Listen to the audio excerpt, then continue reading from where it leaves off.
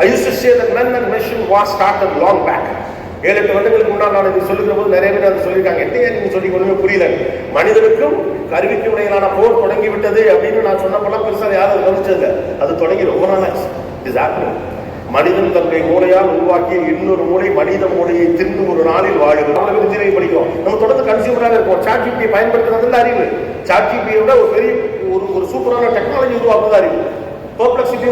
டெஸ்லாவுடைய vice president Ashok எல்லுசாமி அவரை interview பண்ணேன்.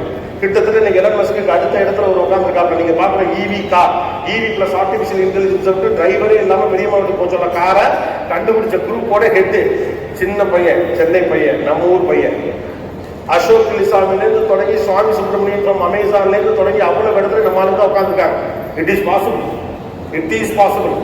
இந்த டெக்னாலஜி எடுத்து என்ன பண்ணணும், குவாண்டமோட எப்படி இன்கார்பரேட் பண்ணணும்னு மேக்னிஃபிகேஷன் கம்பெனிஸோட ஒர்க் பண்ணிட்டு இருக்கிறது நம்மளுடைய ஆட்கள் தான்.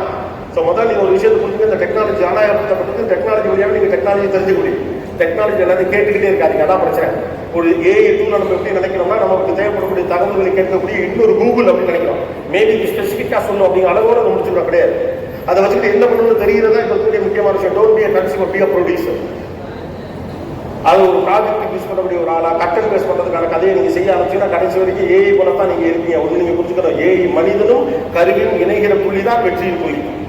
மனிதனும் கருவியும் இணைகிற புள்ளி. ஒரு புத்தகத்தை